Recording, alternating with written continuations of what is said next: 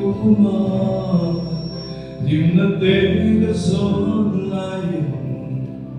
Lungay buhay na siya laten Ganun na siyang buhay chi Masay o kaloto siya na Tumulong ko yung pimitaw Ulang iiswa O kapaduna Rumile o mabindi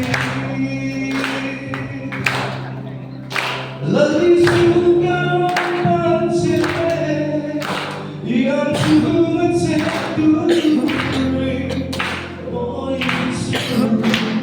Itengaron pala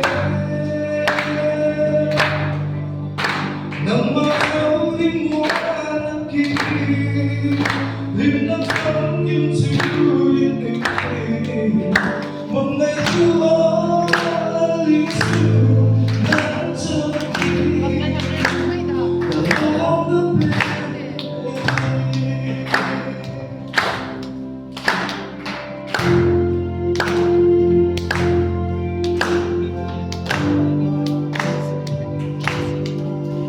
Nung sa pangit sundong Retin mo mahal Kamo mo hindi masya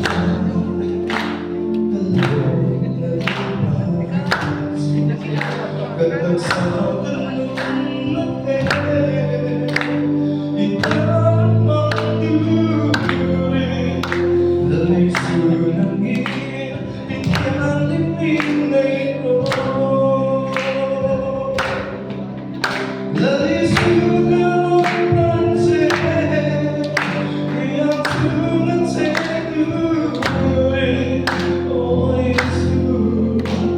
Itengaron balik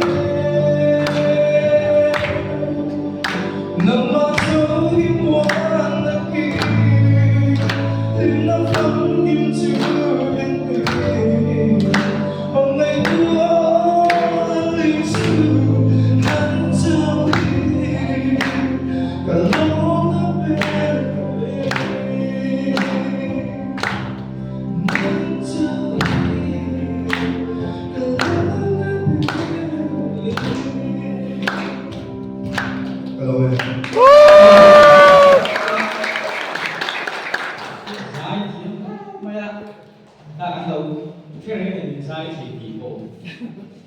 Hello, man. Thì có phải sự ít lắm ở đây hết quên cái hiện là cái mắt của mình thì đây hiện sự thì sạch là Anh hiểu không? Tu ai ra cả thì khi mình là sai thì các vị sẽ tu là hay. nó có sẽ cái hệ chuẩn cái sự đủ nữa ai sẽ đến không phải bản thiên là bản gì cả là bản thiên từ lúc này cái sự alo mẹ giá thì không phải